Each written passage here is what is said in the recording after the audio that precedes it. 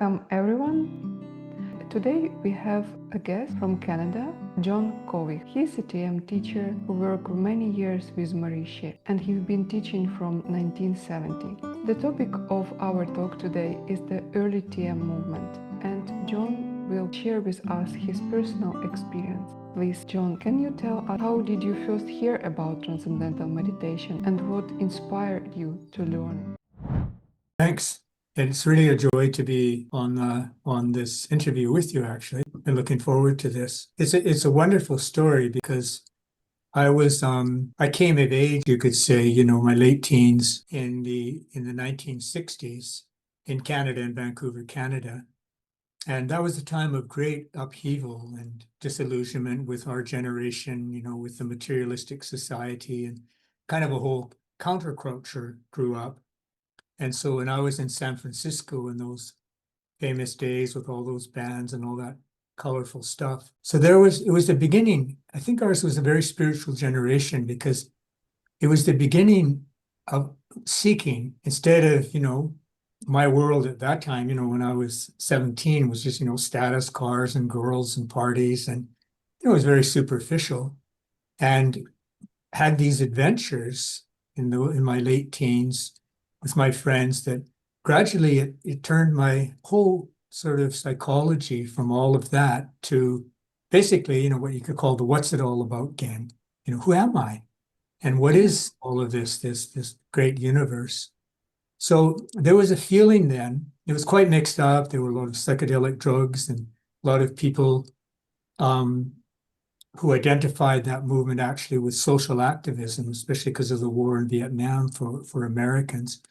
But underlying it, there was this feeling that this is a spiritual movement, spiritual in the sense that we want to, like in philosophy, ontology, we want to find out what is the ultimate essence of life.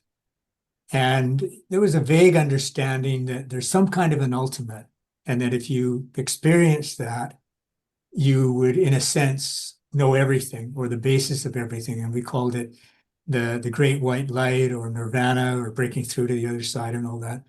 But it had a very disastrous end in 1970, and the scene in San Francisco kind of turned into a ghetto, and I was kind of lost. And then we heard about Transcendental Meditation and Maharshi. And so I went to a lecture and learned Transcendental Meditation. And I'll show you in the slideshow that I shared that my great luck was my teacher, a woman named Eileen Leroy, a journalist who just kind of adopted me. But just to finish your question, from all of that chaos, but that feeling, I want to know what is life. It was like when we encountered TM and we encountered Maharshi, it was like, there's actually finally somebody who knows what they're talking about. And so I embraced it. I wanted to learn more, and that's why I went on to be a teacher. Yes, thank you for sharing this. It's still very valuable question because many of us seeking and want to have this connection with inner self, but maybe don't know how. Exactly. Yeah. First comes the desire, then comes the seeking. And if you're lucky, you find the knowledge and the techniques to actually take you beyond the mind, to transcend to that pure consciousness that is the silence underlying it. And so I think anyone who learns TM, who kind of gets into Maharshi's orbit, as it were, is very lucky. Because in this confused world, everyone's just arguing about surface values, and that doesn't go anywhere. Yeah, definitely. And can you share with us how Maharishi start the movement? When I was learned TM, would have seen the picture of Gurudev. This was Maharshi's teacher. When he was a young boy, he just wanted only one thing, actually. He didn't want to get married. He didn't want to get into business. He wanted to become enlightened. And of course, there's a great tradition of that in India. And the tradition is that you find a teacher and then you sit at the teacher's feet and gain that wisdom. So he met his teacher when he was, he was probably about the age I was just describing. And he asked if he could be with him, with Gurudev. And Gurudev asked him, what are you doing? He said, I'm studying. He said, better finish your education. So Maharshi finished his education and got a degree in physics. And then he joined Gurudev at his ashram in northern India. And by that time, his teacher Gurudev had become the Shankaracharya of the northern seat in India. So really one of the great spiritual leaders of India. And Maharshi spent 13 years at his feet. And then when Gurudev passed away, he went into silence for 2 years. Then he had this idea that he wanted to visit this temple at the very south of India, Meshra. And so he went there. And after he had visited the temple and done the things that he wanted, he was going to then slowly go back to the Himalayas, where he planned to spend the rest of his life as just a monk in seclusion. But on his way from the temple, he ran into this man who looked at him and realized there's something special about this man, this young man. And he asked him if he gave lectures. And Maharshi said, no, I don't. I think he said, do you speak? And Maharshi said, yes, I speak. And he said, I mean, give lectures. You look like a wise man. No, I don't give lectures. But in spite of that, the man organized for Maharshi to give a lecture. So it was given in this room, in this little library in South India, and many people came. And afterwards, the librarian came up to young Maharshi. In those days, he was just so radiant and so happy and just beautiful, actually. This is him a couple of years later. And the librarian said, all these years, I've had so many speakers come talking about these high and lofty ideals and principles and concepts. You're the first one who actually embodied what he spoke about. And so anyway, what that led to was Maharshi giving a whole series of talks, I think 7 of them in this library, and the crowds grew. He was so magnetic and so profound that he actually began to tour. Then the next town wanted him, the next town wanted him, and what he found himself for the next 2 years was just winding through India, city after city, place after place, giving all of these talks. So that after a few years, in 1957, I think, he decided to form a movement, which he did, form the spiritual regeneration movement. And then in 1959, he decided to start traveling around the world. People gained so much benefit from TM, and it was so easy for them to learn. He wanted to now teach to the whole world. He got the idea, which always stayed with him, that we could enlighten the whole world. We could take this troubled world and make it happy, blissful, everyone getting along, one big family, and everyone realized their full potential. So in his first world tour, he came to Canada, and he was in Victoria, which is on the south of Vancouver Island, off the coast of Vancouver, in the west coast of Canada, and gave a talk. And there was a woman there, Eileen Leroyd, who was a reporter for the newspaper, and she covered him. And her father had been taught meditation by the famous Swami Vivekananda. And he always told her, one day you will find your teacher. And as soon as she saw Maharshi, she knew my father was right. I found my teacher. So she learned meditation. And this would have been in 1961. And then Maharshi made many world tours, established the movement all over the world. And then in 1967, that's my teacher Eileen and me, I learned Transcendental Meditation in the fall of 1967 with many of my friends. Many of you may know Greg and Georgina Wilson. We all learned together. And that was it. We wanted to know more about this.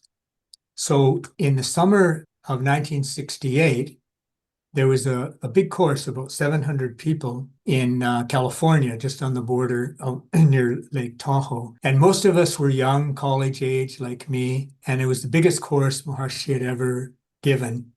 And this really inspired Maharshi. Now he realized that it's the youth who can really appreciate the brilliance of this and not be overwhelmed by all this material stuff, but realize that, the real secret is within you and all of that. This was a wonderful course, and I'll tell you a couple of things that I learned from it. But Maria, is there anything I could clarify about what I've said so far? It's a whole answer for my question. Inspiring story. All right, thank you. Yeah, it isn't every time I've told this so many times, but every time it's like the first time, and I kind of relive those magic days. Maria and I were just saying before the interview began that just the life around Maharshi, which I got to live, it could never be repeated, I think, at least not in this world today.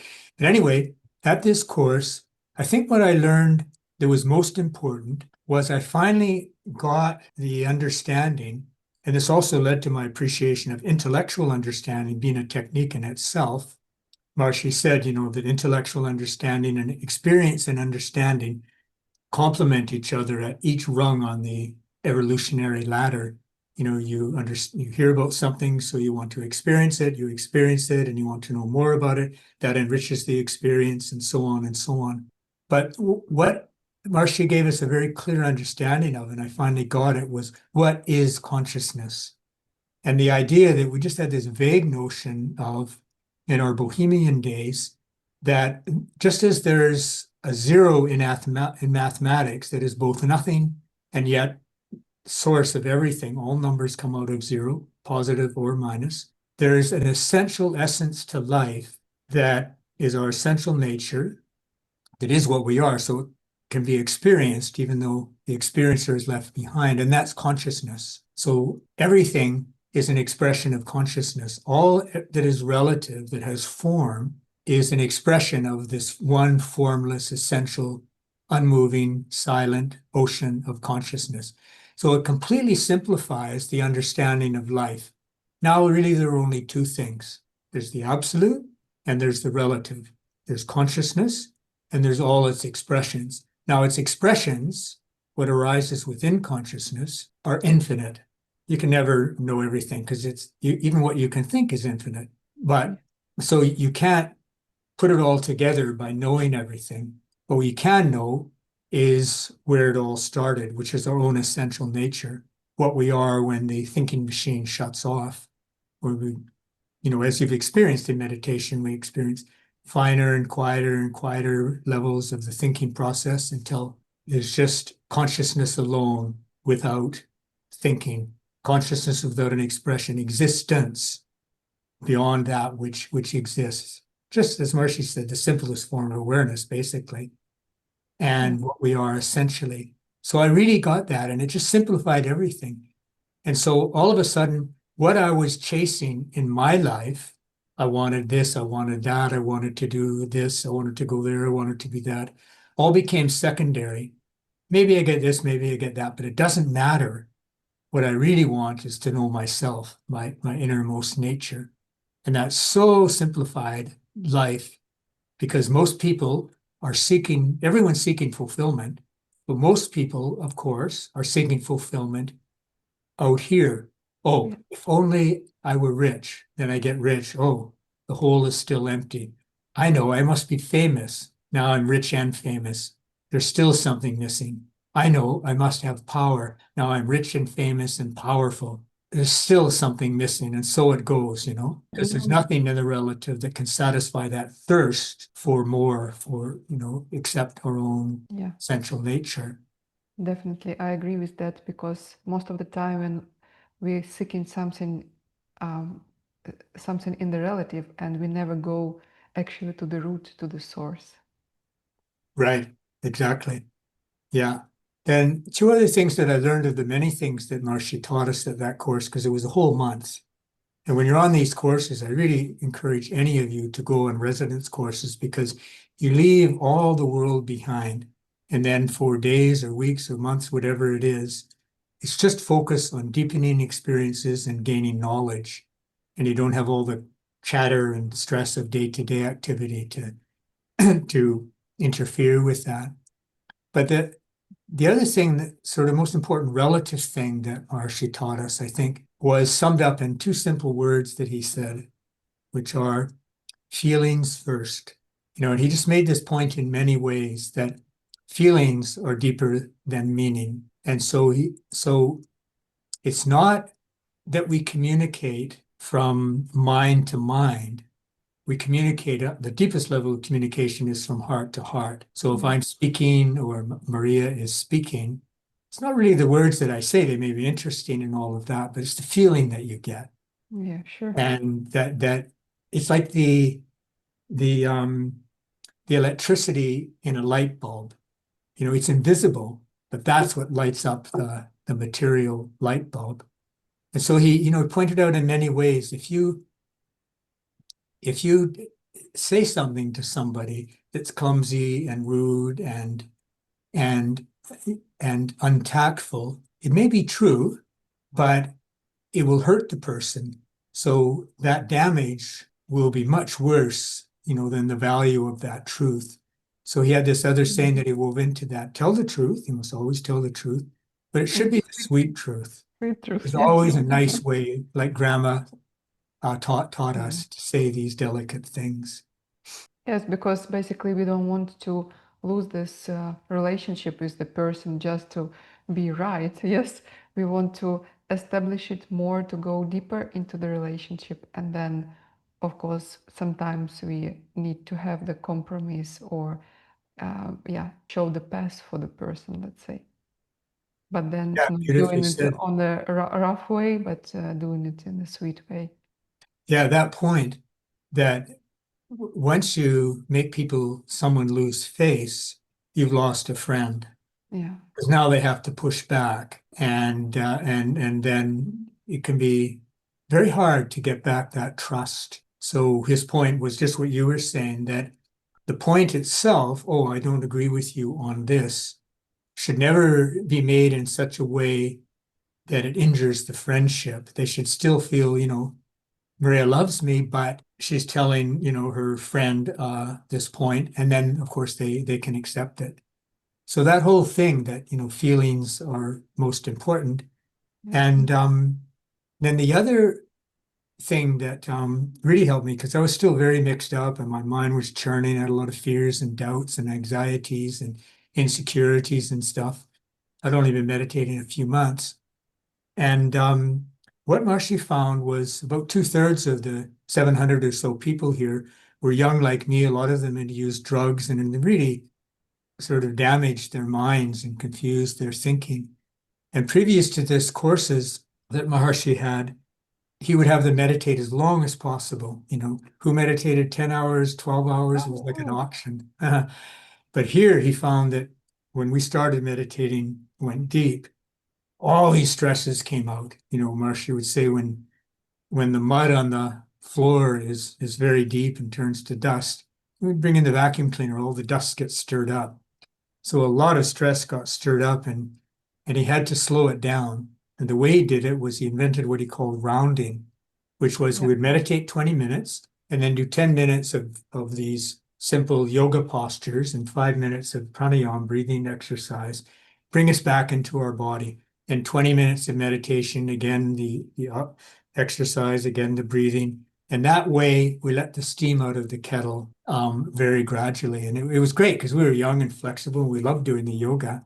You didn't have any like problems with the people releasing stress because it was like a large group and everyone started release the stress and maybe you have some, I don't know, not fights, but you know, sometimes it happened that you can be a bit rough. No, exactly. And so what he did in addition to keeping the steam coming out, you know, gradually through this cycling through something physical in the body, mental in the mind, was he taught us what's called body awareness.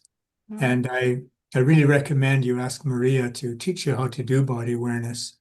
But essentially, what he brought out was that somebody was unstressing and they were very afraid.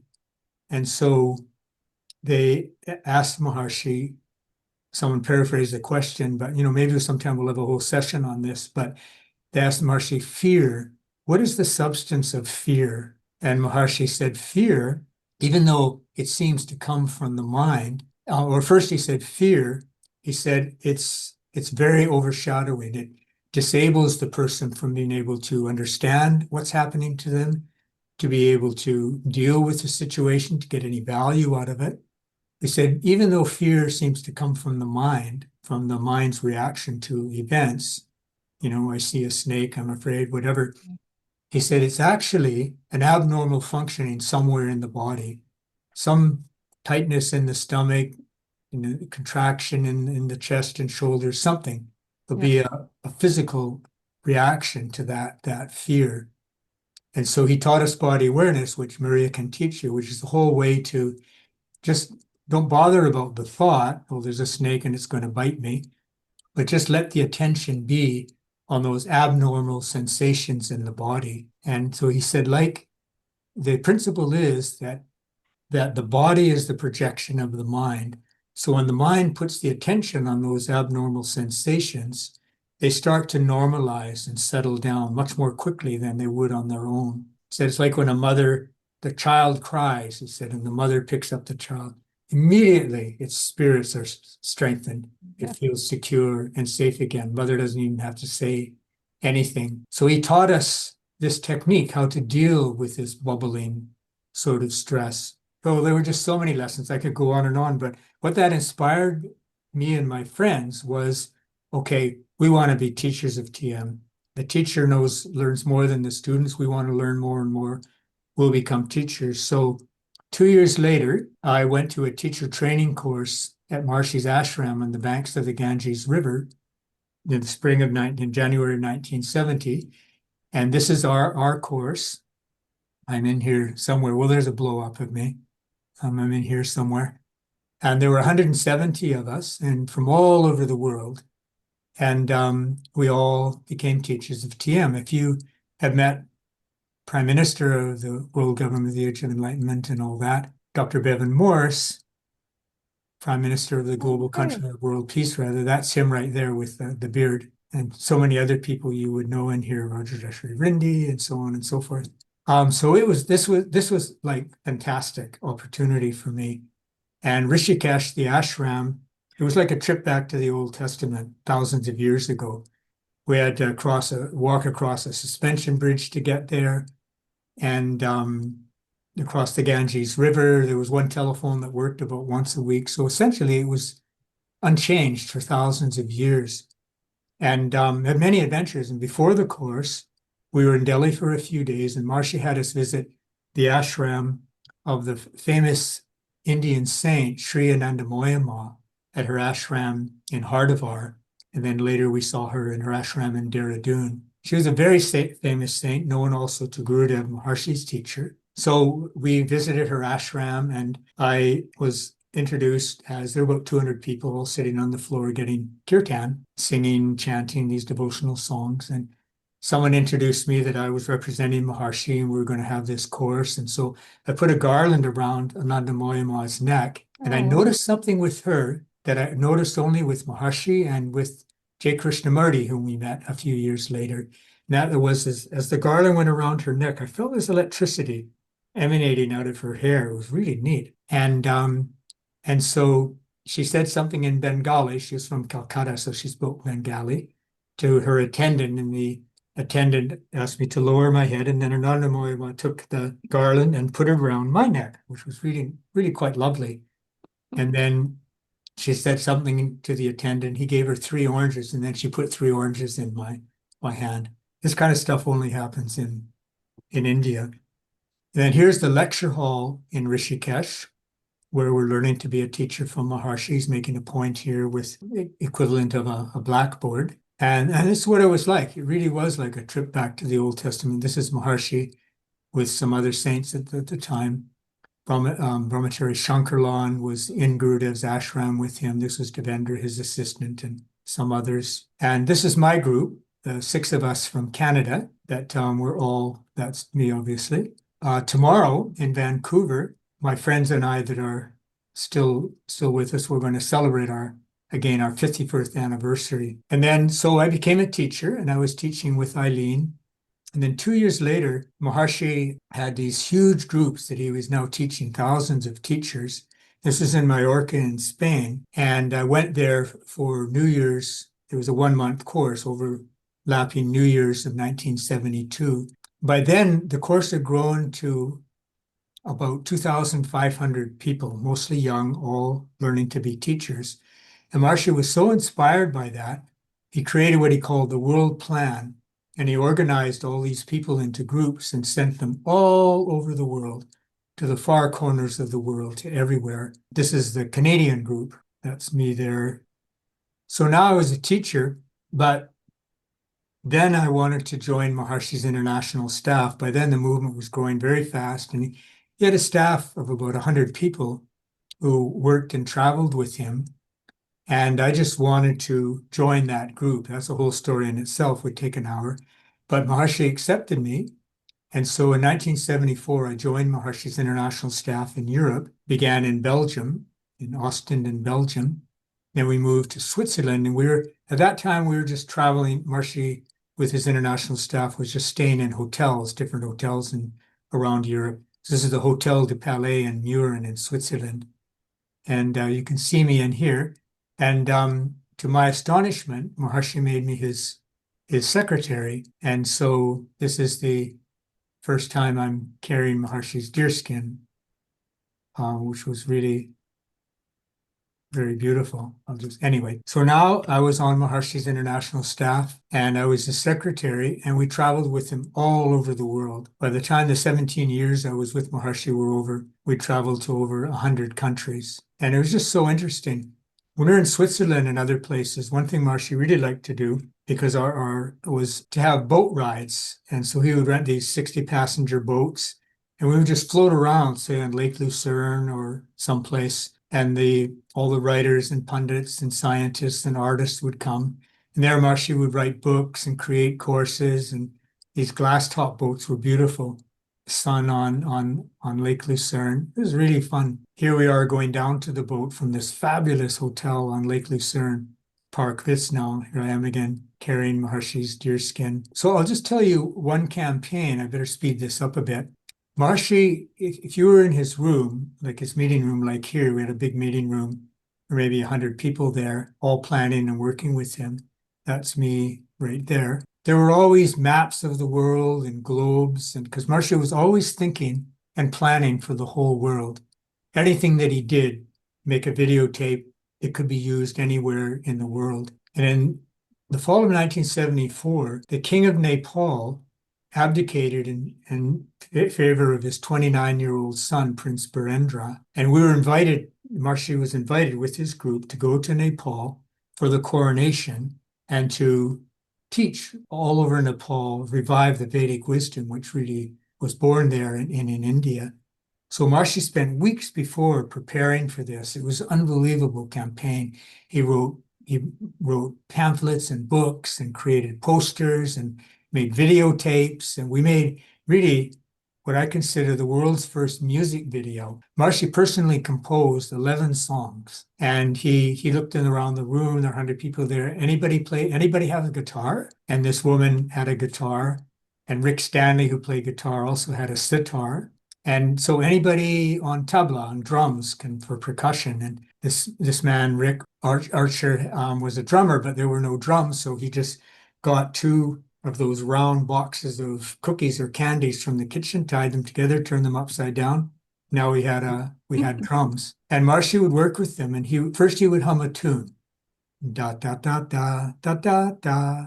And then they would plink it out on the guitar, the sitar, ding ding ding ding ding ding. And then Maharshi would, when they got that, then he would add the words. In this case, that tune was Rastri Kavach Kavani. And this was a song in honor of Prince Birendra. And they would sort of go off and put it together and come back. And like that, he composed 11 different songs. So weeks of preparation, and now we're seeing Maharshi off at the Zurich airport. And I went with him. So now we're arriving in Kathmandu. That's me there carrying Maharshi's deerskin. Then they had a great government greeting. There were army was there, motorcade through Kathmandu to where he was staying at an ashram. And so we were there for 11 days. Here we are in Pokhara, which is about an hour flight from Kathmandu.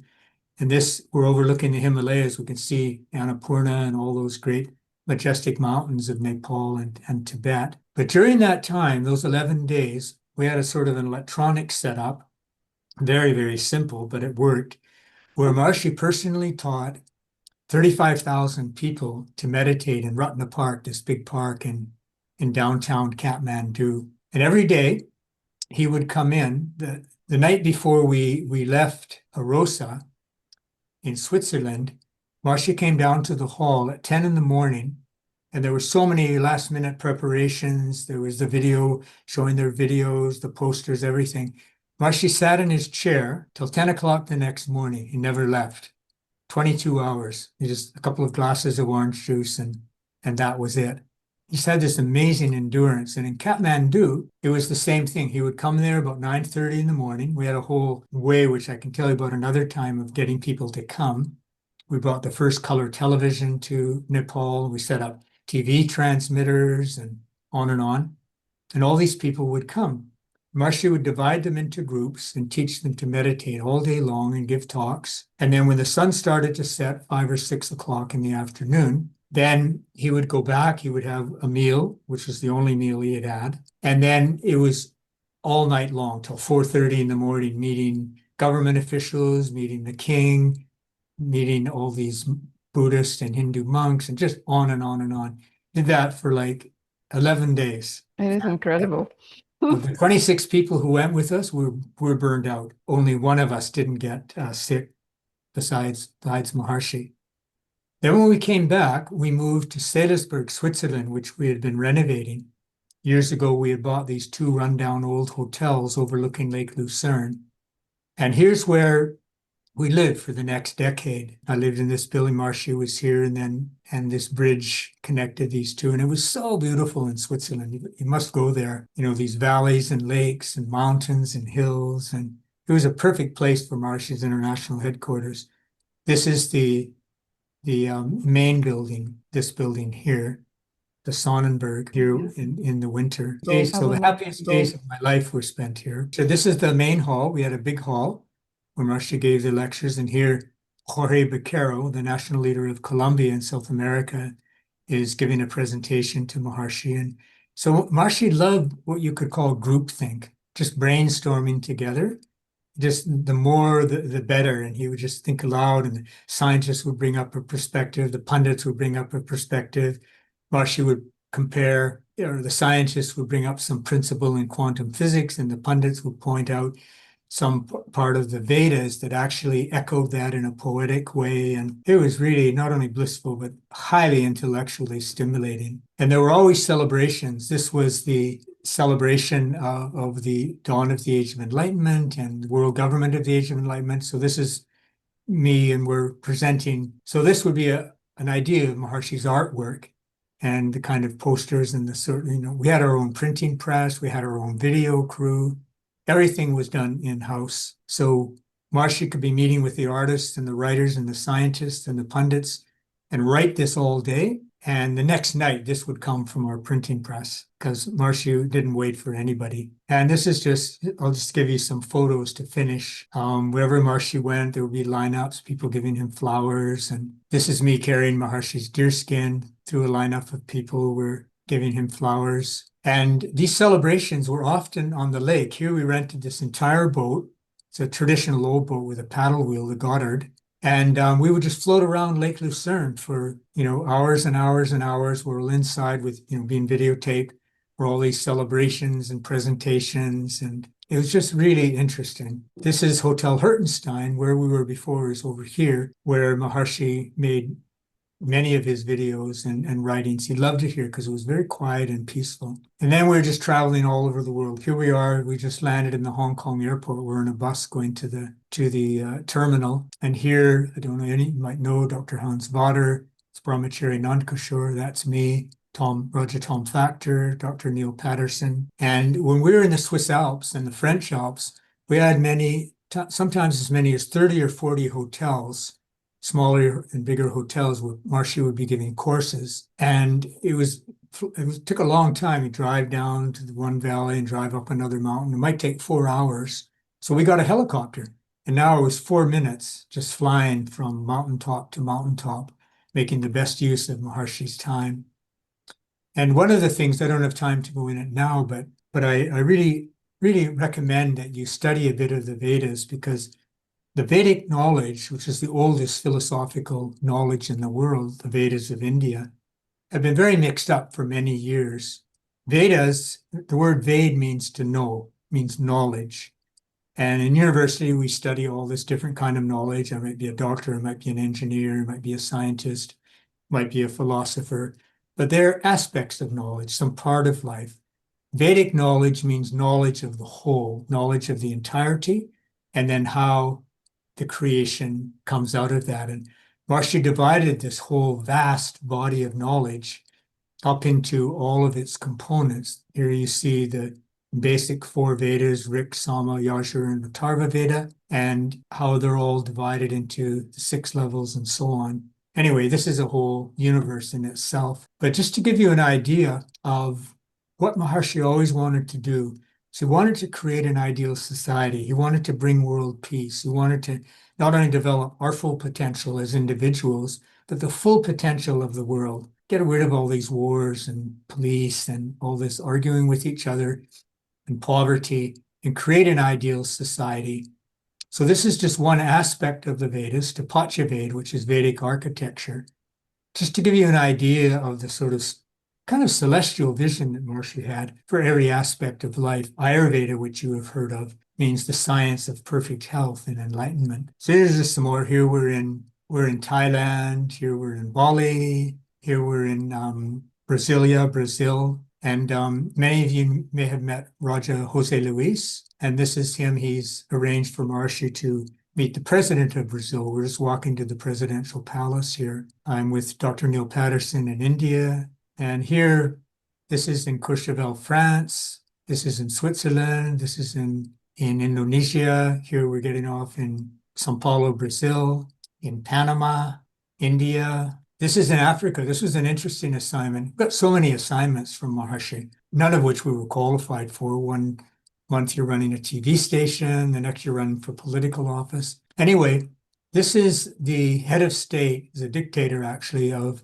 what's now called the Congo, was then called Zaire. And he wanted us to come and explain to him, the programs that we had at that time, which Maharshi had named the Heaven on Earth Development Corporation, how to eliminate poverty in all the poorest countries in the world. We studied the statistics of all these countries, and we found that about 2 billion people in the world, this was in when would it have been? Maybe 1983 or so. There were 2 billion people in the world who were in poverty, and about 800 million in abject poverty. And by studying, we found that many of those countries had vast tracts of unused arable land, countries in Africa, South America. So Congo, Zaire called at that time, had 120 million hectares of unused arable land. This is not counting the forest. Brazil had the most, 350, not counting the Amazon. And so we were meeting with him to show how we could help him to develop organic agriculture, and because his country was very poor. So it was just so interesting. Who gets to have these kinds of experiences? Anyway, in closing, this is in Suriname, South America, South Korea, Rio de Janeiro, Caracas, Venezuela. This is again somewhere in Brazil. And this is the whole story. This is a facility. My friend Ron Decter and I were in charge of the movement in Latin America in the late 70s and early 80s. And we found traveling through Latin America that there were many people, young people, who wanted to become teachers of TM. So we found a facility in Medellin, Colombia. We found this facility was run by some nuns, and they sold it to us. And we had a teacher training course here for 120 people from all over Latin America and the Caribbean. Many years later, many of you may have heard of Father Mahia, this priest from Colombia who for decades has been rehabilitating disadvantaged youth, kids who were in street gangs, who were kidnapped by the terrorists, who were just orphans. And he would rehabilitate them and had them all taught Transcendental Meditation and the advanced programs. So some years back, Maharshi said, we give this property to Father Mejia for this wonderful work that he's doing. This is a celebration we were having in the courtyard in the middle there. That's me and a French-Canadian fellow. And then finally, this was in 1981. I was invited back to India, to Rishikesh, to see Rishikesh again, where and this is Maharshi with all these Shankaracharyas and pundits on the banks of the Ganges, where my adventures kind of started. Then, as you know, when Maharshi passed away, he chose as his successor Dr. Tony Nader. And sometime I'd love to give you a whole presentation about his story and how he came to be Maharshi's successor. But it was a very interesting story. It was like when watching Dr. Nader around Maharshi, it was kind of like watching an expanding or a waxing moon, a moon become full, as we saw Maharshi's appreciation for Dr. Nader's intellect and just his love for him as his chosen son, really, just kind of rise. And you've probably all seen Dr. Nader's book, Dr. Consciousness is All There Is. And I had a small part in it. I wrote the first draft of the glossary and helped a little bit with the editing team. And really, if you haven't read this, I really recommend you do, because it really, in a sense, it brought up to date all of Maharshi's knowledge and it integrated it into what's now the number one conversation with the highest level thought leaders in the whole world, which comes back to what Maharshi was saying so many years ago. What is consciousness? And now science in the last 2 decades has been forced to recognize consciousness and that it can't be accounted for through physics or mathematics. And as Dr. Nader said, consciousness is all there is. So that's my story, and I hope it gives you an idea of Maharshi's story and the story of our wonderful global family that Maria has introduced you to. It's a great story. It's just so much fun and so uplifting and so purposeful. And I hope you all have deep meditations, you become enlightened really soon, and that you spread this knowledge. Help us tell the world we don't need to be dropping bombs, and we won't go into all of that. We can be one great happy family. So good luck to all of you, and Jai Gurudev, and thank you, Maria, for inviting me to speak to what I hope is many, many people. Thank you, John, for sharing your personal, unique, and so beautiful story. And we really enjoy it. It is fulfilling, inspiring, and as I said, it is very unique to you, but we also can show how the movement grows and how you've been the part of the movement. So with this knowledge like a core, we can go further, expand and expand. And thank you for bringing this book in the end as well. From my personal experience, everyone need to read this book because it gives you the modern idea, the connection with the science, and the whole knowledge of Maharishi as well. Thank you, John. Thank you for coming to the interview, for sharing your life experience with Maharishi. And Jai Gurudev. Jai Gurudev.